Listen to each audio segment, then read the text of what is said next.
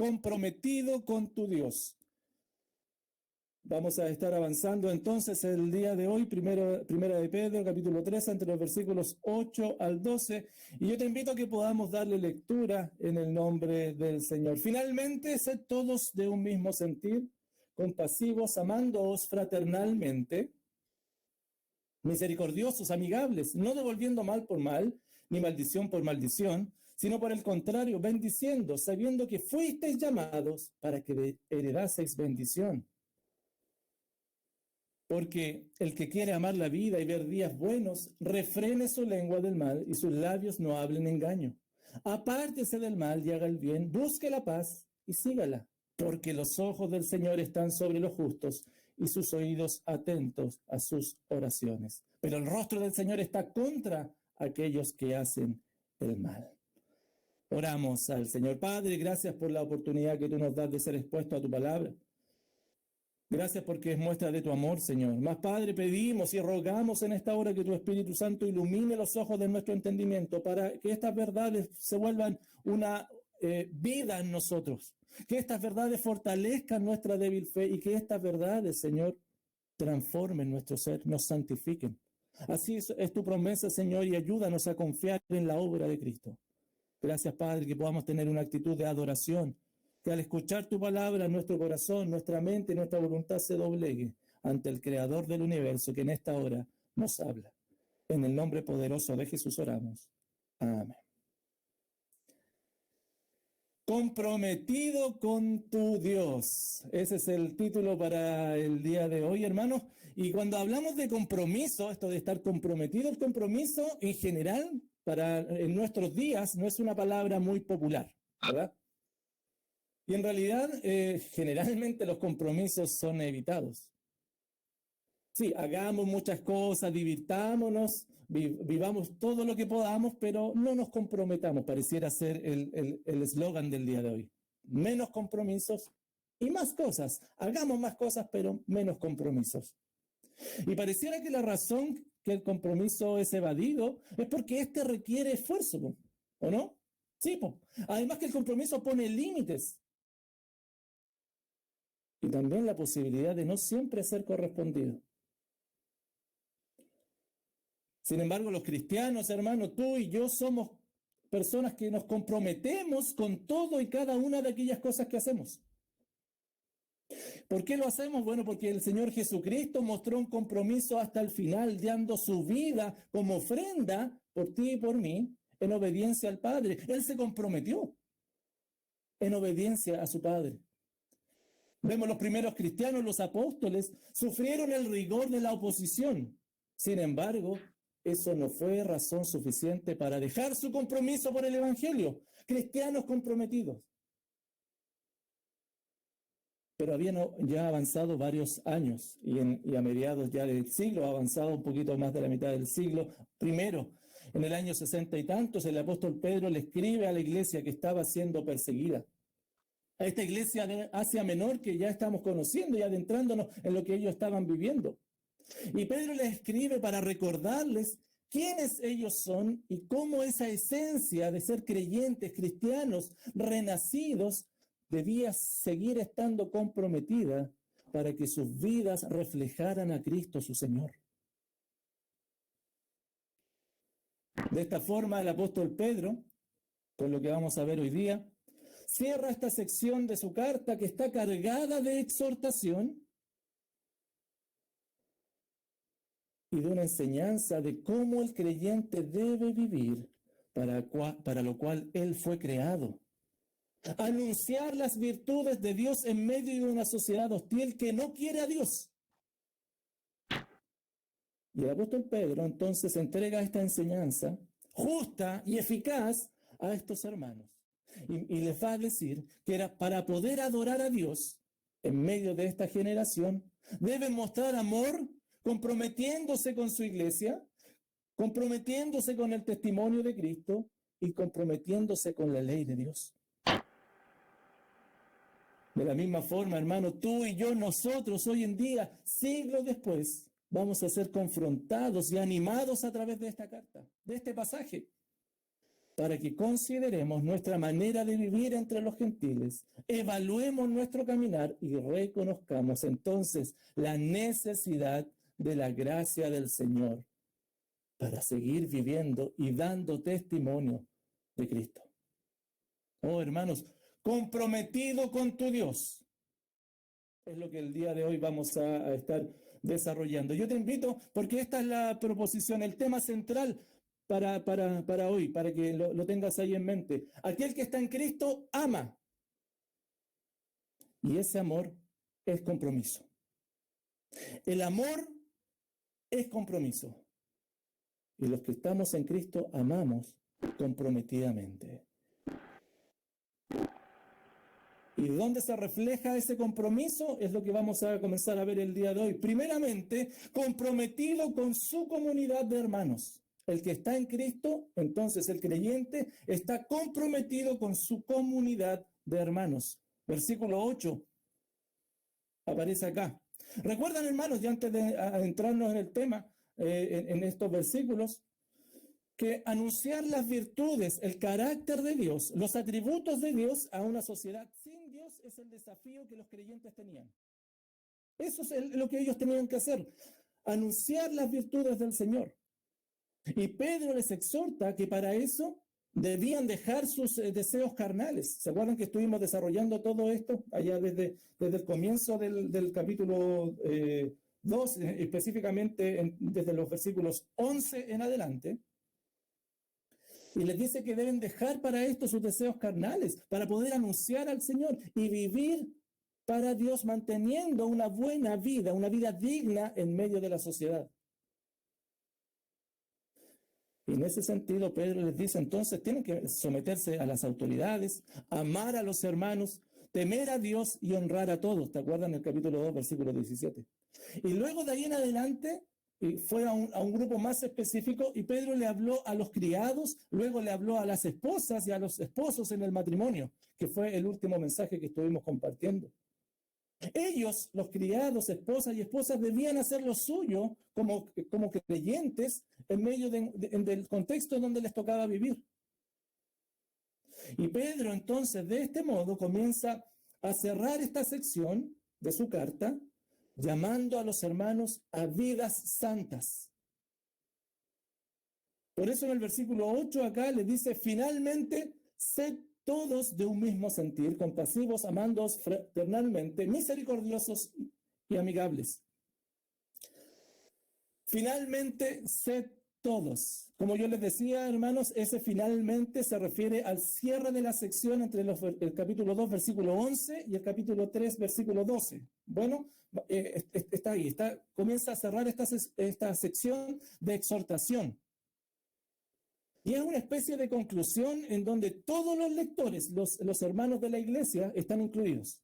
Por eso les dice, sed todos. Sí, pues anteriormente había hablado segmentadamente a grupos, ahora les habla a todos los que son parte de la comunidad cristiana de Asia Menor, a los hermanos perseguidos, los incluye a todos. Y hermano, el siguiente, todo lo que viene a continuación, pon atención por favor, todo lo que viene a continuación es el deseo de lo que debe ser una comunidad cristiana. A aquello que la comunidad cristiana, una iglesia local, debe aspirar. ¿Cómo debe lucir una iglesia local? Así como Pedro lo dice ahora. Sean todos, primero, de un mismo sentir. La iglesia local, entonces, tiene que tener un compromiso. Y el primero que aparece ahí es, sean todos de un mismo sentir. En estricto rigor, hermanos, esto de que sean todos de un mismo sentir, pero le está diciendo que sean todos de una misma opinión o que todos tengan una misma mente. Los creyentes, entonces, debían compartir la misma fe, pero también la misma tradición ética. Cómo ellos se comportaban, los objetivos que tenían en conjunto. Debían compartirlos todos. Pero más profundamente, hermano, ser de un mismo sentir quiere decir que si una persona que pertenece a una iglesia cristiana, esta debe tener la voluntad de alcanzar los mismos objetivos y compartir las mismas necesidades y tener las mismas expectativas que su comunidad tiene.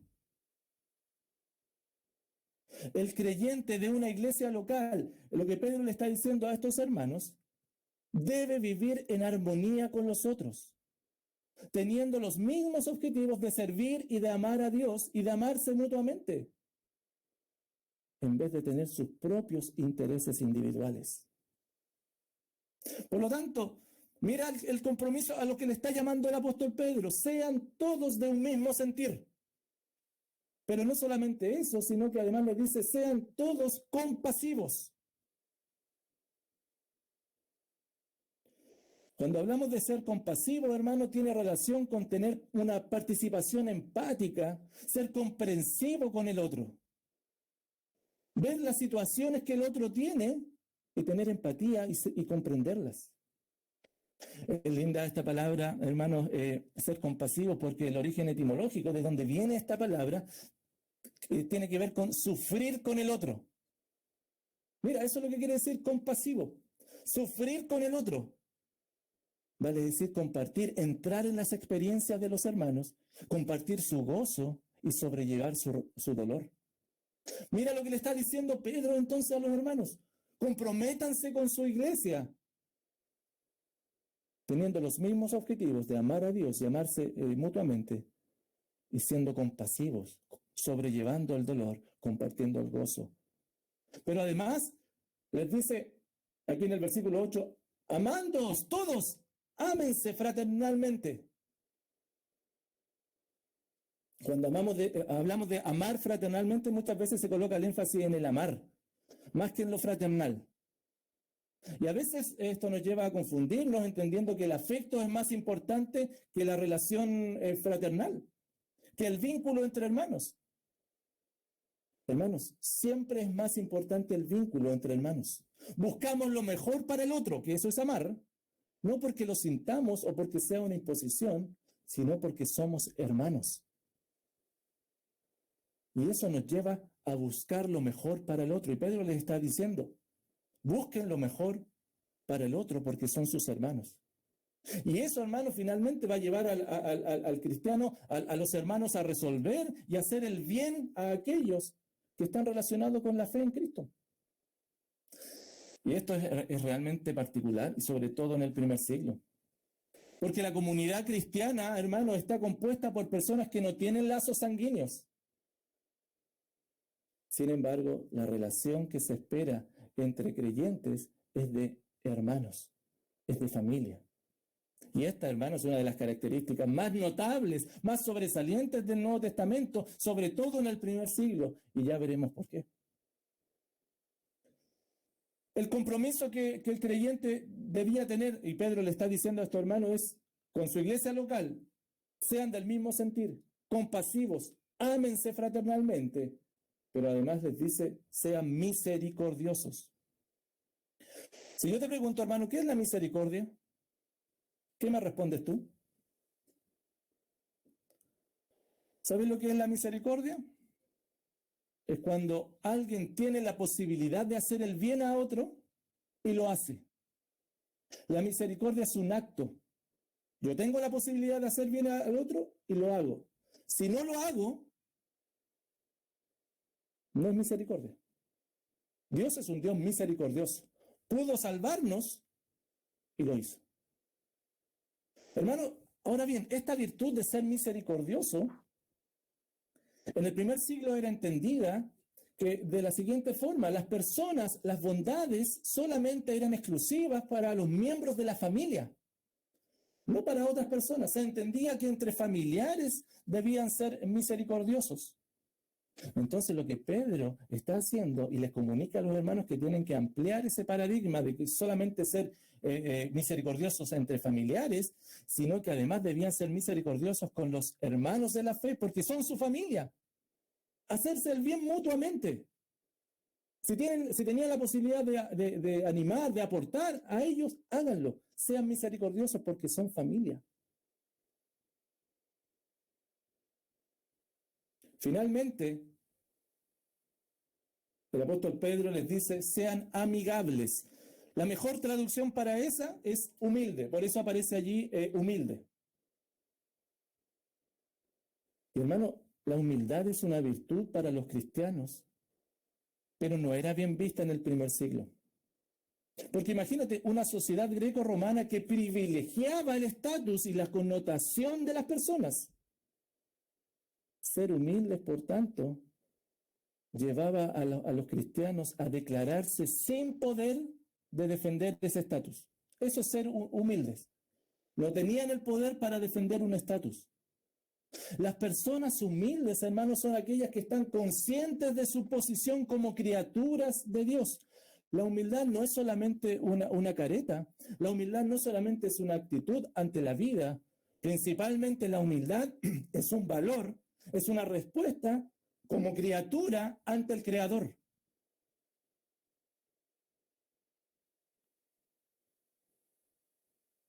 Por lo tanto, si son criaturas ante el Creador, primero que todo le honran como Él es digno, dependen de Él y por lo tanto, además, son capaces de pensar en el otro como más importantes que sí mismo. Mira entonces aquí el cuadro. Comprometido con la comunidad entre hermanos. Pedro les dice a estos hermanos que deben estar comprometidos con su iglesia. Mira las formas que tienen que comprometerse. Porque, hermanos, el creyente muestra constantemente estas virtudes hacia los hermanos. Mira, si te das cuenta, en este versículo, este versículo, hermano, en realidad es tremendo, es terrible. Porque describe las características que los creyentes poseemos, pero que debemos mostrar. Y de manera continua, por supuesto, por la obra del Espíritu Santo en nuestras vidas. Entonces los creyentes, tú y yo, debemos ser reconocidos entre los hermanos por vivir y promover una meta en común, amarnos y servir a Dios. Debemos reconocernos como que nos involucramos continuamente. Tú tienes que ser visto como alguien que te involucras en el gozo y en los padecimientos de los hermanos. Tienes que ser un testigo y un participante en el ánimo y en el consuelo de tu hermano. Hermanos, los creyentes valoramos a los de nuestra iglesia como hermanos. Y vivimos con ellos este lazo filial que tenemos. Cuando tenemos la posibilidad de bendecirles y de aportarles, lo hacemos. Y por sobre todas las cosas, no tenemos mayor concepto de nosotros mismos, sino que pensamos que los otros, que los hermanos, son más importantes que nosotros.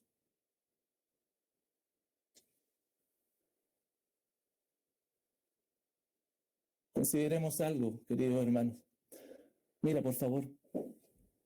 Pedro le está hablando a hermanos en tiempos que ellos estaban viviendo persecuciones, tiempos complicados, en donde incluso podría catalogarse y hasta ser razonable en que ellos pensaran en sí mismos porque estaban siendo perseguidos. Pero el apóstol los llama a terreno, les exhorta y les dice que en los peores tiempos, incluso allí deben mostrarse como hermanos, siendo parte del cuerpo de Cristo. Amarse, considerarse, comprometerse entre ellos. Sí, porque hermanos, estamos viviendo tiempos complicados. Para ninguno de nosotros este confinamiento, la pandemia, las confusiones sociales e incluso las incertidumbres futuras son indiferentes. Sin embargo, y al igual que los hermanos del primer siglo, tú y yo, los hermanos en Cristo y especialmente los de tu iglesia local, no deben pasar a segundo plano.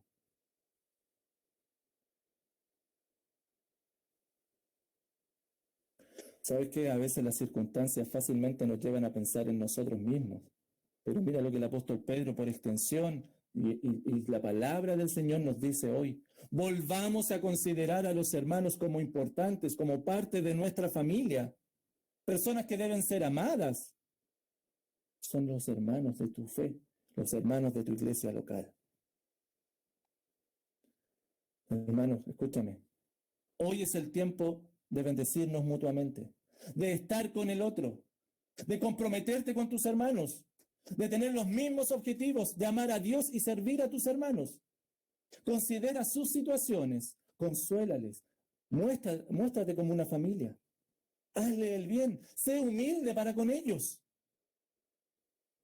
Hermanos, escúchame, cada instancia que tú tengas para demostrar estas virtudes que están allí, aprovéchala.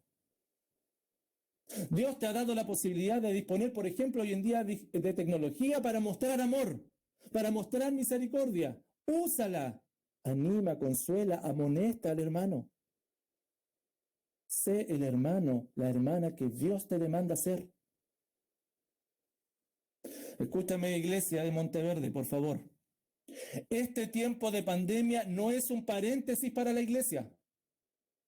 Es el tiempo donde debemos estar presentes, en donde vemos la necesidad del hermano, la necesidad espiritual y la abordamos, en donde vemos las necesidades físicas y materiales del hermano y las abordamos y nos hacemos presentes. Hoy tenemos la posibilidad de tener cultos a través de estos medios. Somos expuestos a la palabra, en donde tu alabanza, en donde mi alabanza nos anima, en donde el testimonio tuyo y el testimonio mío, que damos gratitudes, que exponemos nuestras peticiones, nos desafía, en donde tu sola presencia es bendición para tu hermano. Oye, hermano, escúchame, en un par de semanas vamos a retomar los grupos pequeños, en donde puedes mostrar estas virtudes y tienes la oportunidad de ser partícipe y de influir en la vida de tu hermano. Y saben que lamentablemente hay veces que estimamos nuestro cansancio, nuestro esfuerzo, nuestra contingencia como más importante que bendecir al hermano. Y preferimos no estar pudiendo hacerlo. Ve esta lista de virtudes. ¿La estás viendo? ¿Sabes qué? Todas son expresiones activas. Ninguna de ellas se recibe. Todas ellas se hacen. El fondo de esta enseñanza, hermanos, es que el creyente se muestra como un hermano comprometido con su comunidad. Vive una comunión profunda con los que su mismo Padre compró. Es bueno entonces que hoy te preguntes cómo estás respondiendo a las demandas del Señor de vivir una comunidad profunda con tus hermanos. ¿Te desapareciste este tiempo de la iglesia? ¿Los hermanos han pasado a estar en segundo plano? Si hay algo en tu vida que está estorbando y que estás valorando más que a tu hermano, si lo identificaste, es tiempo de quitarlo y volver a lo que el Señor te está llamando. Hermano, da muestras de arrepentimiento, comprométete con tu familia en la fe y confía que el Señor sostiene tu vida para seguir amando a los hermanos, a aquellos que Él compró con la sangre de Jesucristo en la cruz. Por eso la oración ferviente del Señor Jesucristo, allá en Juan 17:21, para que todos sean uno como tú, oh Padre, en mí y yo en ti, que también ellos sean uno en nosotros. ¿Y cuál va a ser el resultado? Que el mundo crea que tú me enviaste. Porque además, según lo que está diciendo el Señor Jesucristo, el comprometernos mutuamente es un acto profundo y potente de evangelismo hacia el no creyente. Hermano, aquel que está en Cristo ama, y ese amor es compromiso, comprometido con la comunidad de los hermanos, pero además comprometido con el testimonio del Evangelio. Sí, hermanos, nos comprometemos con nuestros hermanos, pero también la iglesia se debe comprometer con el testimonio del Evangelio. Mira el versículo 9, no devolviendo mal por mal, ni maldición por maldición, sino que por el contrario, permiso.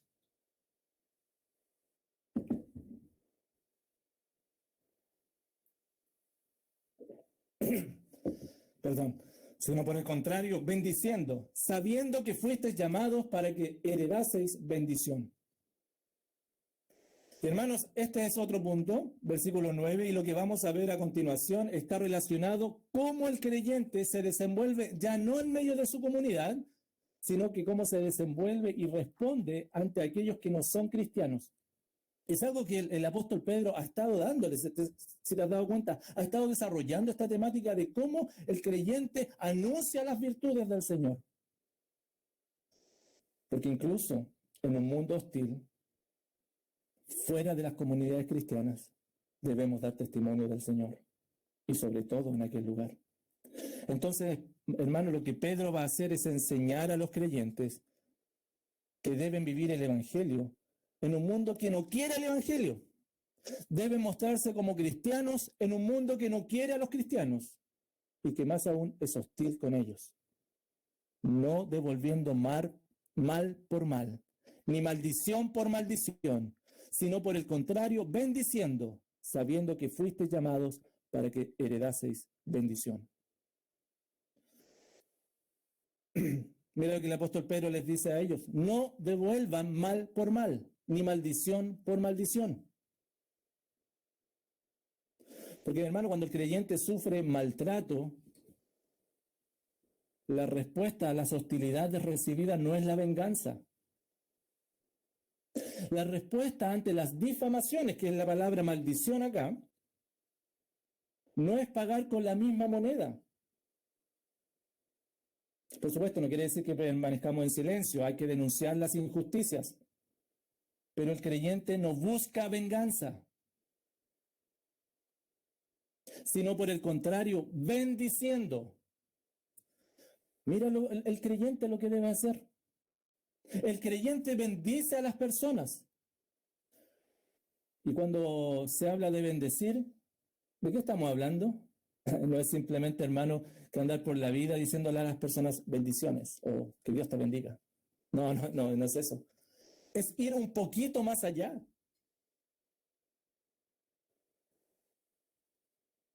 Porque el creyente no solo se abstiene de responder mal cuando él es atacado, cuando él es difamado,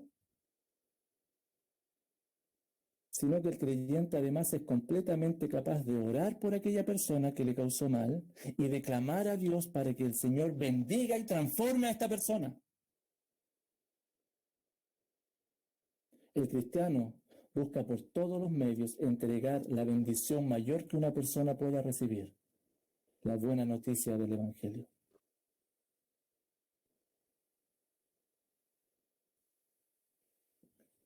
Sino por el contrario, bendiciendo, sabiendo que fuisteis llamados para que heredaseis bendición.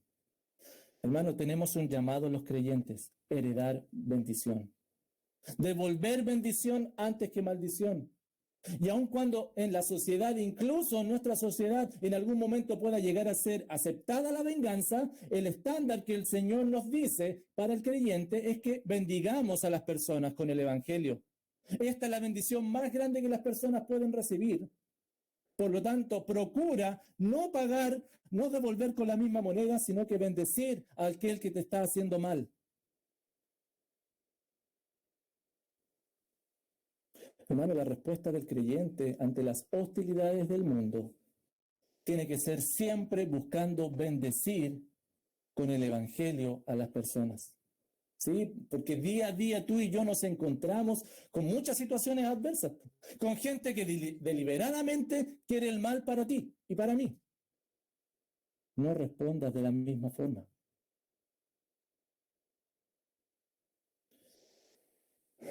Nos hemos podido enterar y estar orando por ustedes de muchos casos, hermanos, y situaciones complicadas que están viviendo. Entre nosotros vivimos. Algunos están viviendo hostilidades dentro de sus propios familiares, situaciones desagradables que no quisieran vivir, situaciones que están atravesando que de verdad les afectan. Otros con situaciones laborales muy complicadas, en donde abiertamente te están haciendo la vida imposible. Eso también lo conocemos. Y hay otros que por situaciones pasadas que no han podido superar, no han podido reconciliar y están viviendo situaciones contrarias. Escúchame, a pesar de lo que estés viviendo, tu respuesta debe ser buscar la bendición máxima para esas personas. Sigue las pisadas del Maestro. Él nos mostró lo que hay que hacer. No devolviendo mal por mal, ni maldición por maldición, sino que ¿cuál es el compromiso? Bendiciendo. comprometidos con el testimonio del Evangelio. Recuerda, lo vimos hace poquito allá en el capítulo 2, versículos 22 y 23, el ejemplo de Jesucristo, el cual no hizo pecado ni se halló engaño en su boca. Cuando le maldecían, no respondía con maldición. Cuando padecía, no amenazaba, sino que encomendaba la causa al que juzga justamente.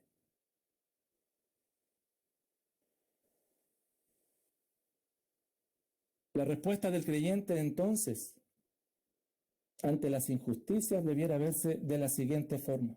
Mira, te lo quiero ejemplificar. Se cuenta la historia de un soldado cristiano, que era continuamente maltratado y denostado por un superior de su unidad. A tal grado llegó esta hostilidad, esta humillación que él sufría, que una noche esta persona buscó hacerle mal al soldado cristiano, y mientras el soldado cristiano dormía, le lanzó sus botas en plena cara, dejándole marcas y heridas. Al otro día, cuando el malvado fue a recobrar sus botas, las encontró ordenadas, limpias, ilustradas, listas para ser usadas. El soldado cristiano no devolvió mal por mal. Hermanos, acciones como estas van abriéndole camino al Evangelio, que en definitiva es el propósito máximo, anunciar las virtudes del Señor. Hermanos, cuando tú y yo tenemos estas actitudes, abrimos las puertas al Evangelio para que vaya a estas personas. Ofrecemos las promesas del Evangelio a aquellos que no nos hacen bien, para que ellos tengan la posibilidad de responder al Evangelio.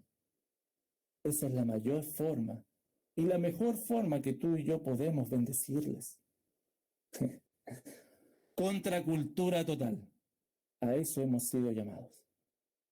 Por supuesto, no es fácil. Necesitamos ser transformados, necesitamos ser fortalecidos por la gracia que en Cristo encontramos, para que recién allí podamos responder a estos estándares que el Señor nos está entregando. Porque naturalmente, hermanos, seamos sinceros, desde nuestra entraña respondemos a las humillaciones. Respondemos generalmente desde nuestros sentimientos. Cuando somos humillados, cuando nos maltratan, o cuando tocan a alguien de nuestra familia, a los seres queridos, ¿cómo reaccionas? Debemos, por tanto, clamar al Señor, al Dios del cielo, al Dios de la tierra, que nos dé el poder para glorificarle y estar comprometidos con el testimonio del Evangelio. Porque aquel que está en Cristo, hermano, ama. Y ese amor es un compromiso con su comunidad de hermanos, con el testimonio del Evangelio. Y finalmente, comprometidos con la ley de Dios. Comprometidos con la ley de Dios. Si te das cuenta, hermanos, entre los versículos 10 al 12, lo que está haciendo Pedro está citando el Salmo 34. Mira, te lo voy a mostrar de la siguiente forma. Aquí está 1 de Pedro 3, 10 al 12, y al ladito está el Salmo 34 entre los 12 y el 16. Y si te das cuenta, es casi lo mismo. Bueno, hay algunas variantes, pero en general se trata de lo mismo. Léelo más ratito, Salmo 34 entre el 12 al 16. Y en este Salmo, hermanos, el tema central de David, en el Salmo 34, es la liberación de Dios. David estaba clamando por ser liberado de la opresión que él vivía. Hermano, es maravilloso y me gusta mucho cómo el apóstol Pedro aplica la situación del rey David a la actualidad de sus lectores, a la actualidad de la iglesia. Porque ellos, la iglesia, estaba viviendo también opresión, estaba viviendo maltrato de la sociedad. Y mira lo que les dice, volvamos por favor, estamos allí en el versículo 10 de 1 de Pedro 3. El que quiere amar la vida y ver días buenos. ¿Qué significa esto? ¿Querer amar la vida y ver días buenos? ¿Quieres tú amar la vida y ver días buenos? Es probable que enseguida hagamos una relación de esto de los buenos días, de amar la vida, con pasarla bien, con estar tranquilos, estar sin problemas. Pero la verdad, hermanos, el Hijo de Dios solo experimenta buenos días cuando disfruta de una relación íntima y de comunión con su Dios. Días buenos son posibles gracias a la obra de Cristo. Me gusta mucho, lo voy a estar citando más adelante, el Salmo 73, 28, que dice, pero en cuanto a mí, el acercarme a Dios es el bien. Salmo 73, 28. En cuanto a mí, el acercarme a Dios es el bien. He puesto en Jehová el Señor mi esperanza para contar todas tus obras. Si quieres ver buenos días, amar la vida, acercarte a Dios es el bien. Ahora bien, por favor, el que quiere amar la vida y ver buenos días, refrene su lengua del mal y sus labios no hablen engaño.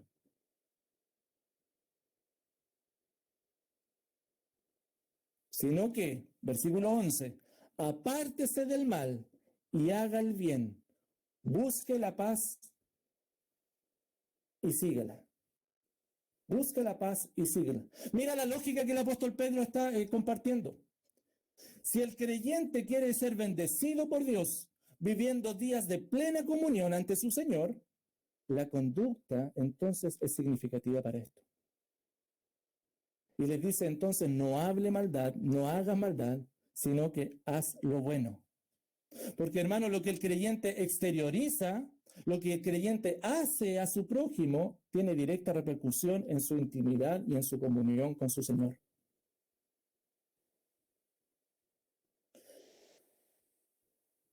Esto es una ampliación, podríamos llamarlo así, de lo que Pedro ya le había dicho a los esposos. ¿Te acuerdas? Es lo que Pedro le había hablado a los esposos, que si ellos maltrataban a sus esposas, las oraciones de los esposos no iban a ser escuchadas. Bueno, esto es una ampliación. Refrena su lengua del mal y sus labios no hablen engaño. Apártese del mal, haga el bien, busque la paz y sígala. Y vamos a ver por qué. Hermano, porque la gracia recibida del Señor, escúchame, tú y yo fuimos perdonados de nuestras transgresiones a la ley, ¿verdad? Tú y yo fuimos perdonados por la gracia del Señor de haber pecado, de no haber cumplido la ley perfectamente. Pero el hecho de haber sido perdonados por la gracia del Señor no quiere decir que la ley de Dios hoy no importa, que los estándares de Dios hoy no importan. No. Lo que Pedro se está poniendo énfasis es a reflejar un carácter transformado, y este carácter transformado no permite que los enemigos, que las hostilidades o que las circunstancias incluso definan al creyente, sino que el carácter del creyente es definido por el mismo carácter de Cristo. Porque a veces el creyente, y Pedro le está hablando, van a recibir hostilidades, pero no devuelvan, no hagan mal. Porque las hostilidades no pueden definirlo a ustedes, sino que el carácter de Cristo es el que los define. Y cierra esto,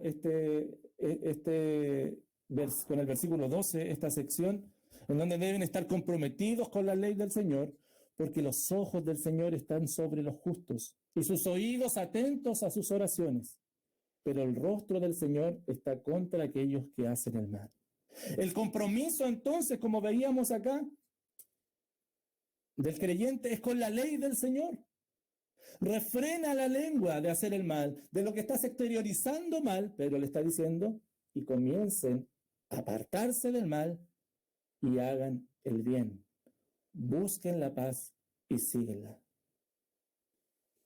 Hermanos, los ojos del Señor están sobre los justos y sus oídos atentos a sus oraciones.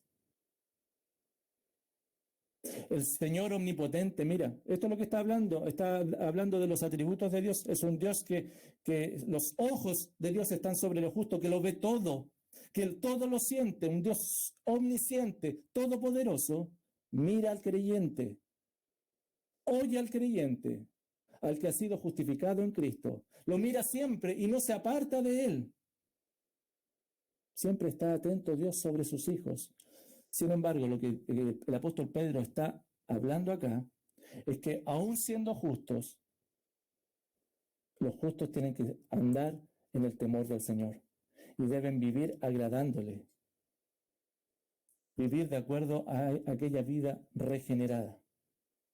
Y el rostro del Señor, dice al final, está en contra de aquellos que hacen mal. Obviamente que el rostro del Señor está en contra del pecador inconverso, que no le reconoce, que desprecia a Dios. Eso estamos claros. Pero también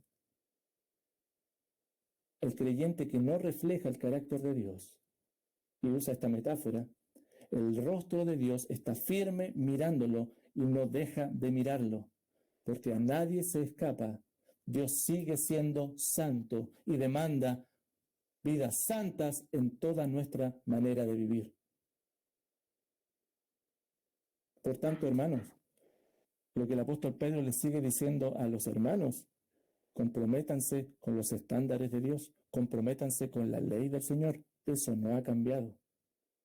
Qué bello, hermano, cuando Pedro toma estos textos del Antiguo Testamento para aplicarlos a la vida de los oyentes. A mí me encanta.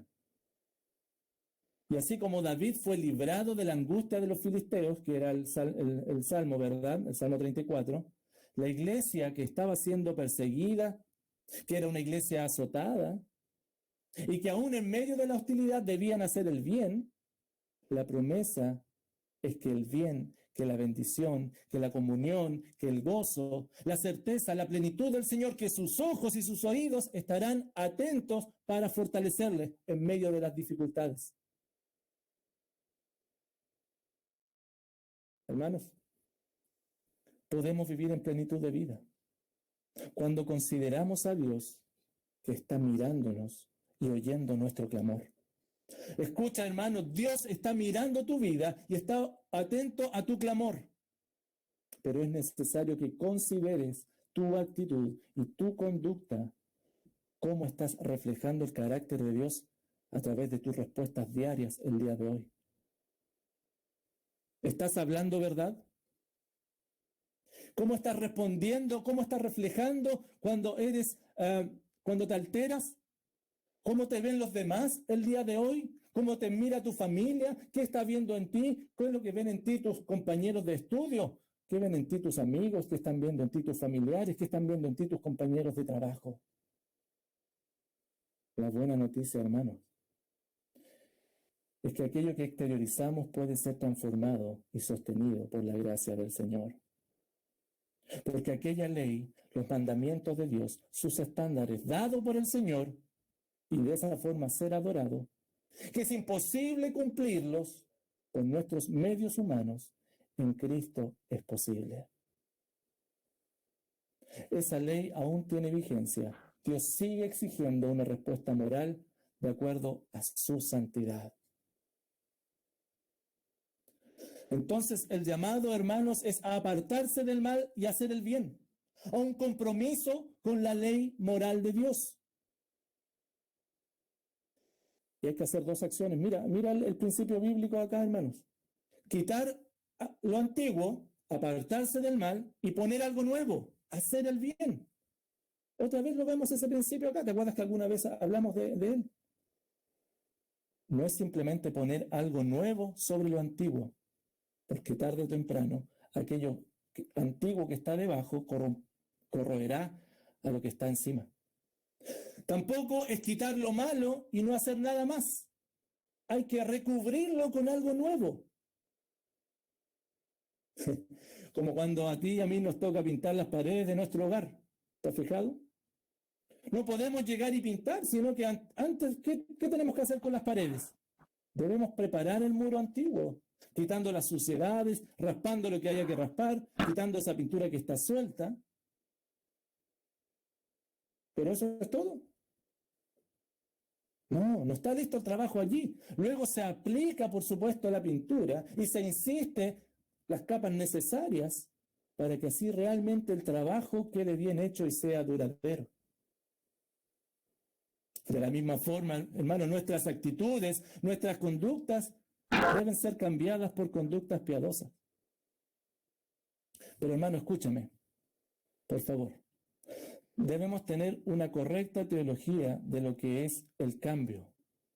¿Cómo cambiamos hacia Dios? ¿Cómo podemos entonces adorar hacia Dios?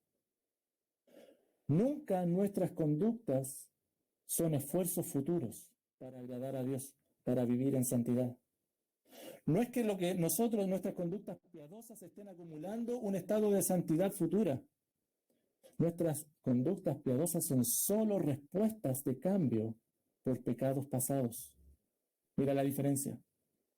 Los cambios que hagamos son producto del arrepentimiento por no haber adorado al Señor como Él demanda. Esas antiguas conductas las cambiamos por otras que reflejen a Cristo. Son frutos de arrepentimiento a través de las cuales anunciamos al Señor y Él es bendecido. Pero ¿cómo hacemos para mantener estas conductas en el futuro? Bueno, seguimos dando muestras de arrepentimiento, pero confiamos por sobre todo que en el futuro su poder nos transformará, que su poder nos sustentará. Arrepentimiento y fe en nuestra vida constante. Hermano, ¿está reflejando hoy al Señor? ¿Está reflejando el carácter de Cristo? ¿Es eso lo que tú estás exteriorizando? ¿Tienes un compromiso moral con la ley del Señor?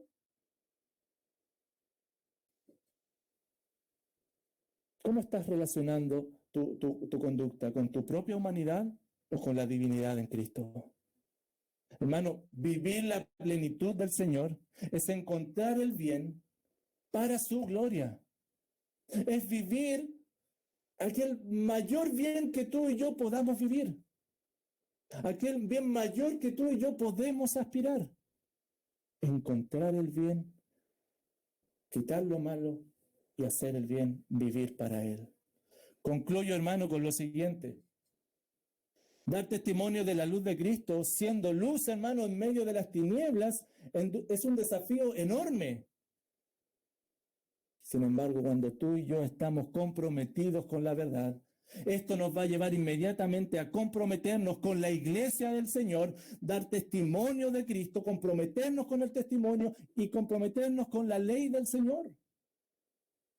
Y gracias al Señor porque una vez más, cada una de estas cosas pueden ser llevadas a cabo, no por nuestras fuerzas, no por nuestras competencias, no por nuestra suficiencia, sino solamente por la obra de Cristo en nosotros.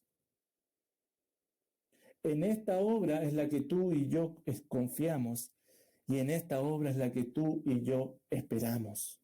Serle fieles mientras tanto, con un amor hacia Él y con un amor hacia el prójimo, comprometidos con su causa, con su obra, porque el que está en Cristo ama, hermanos.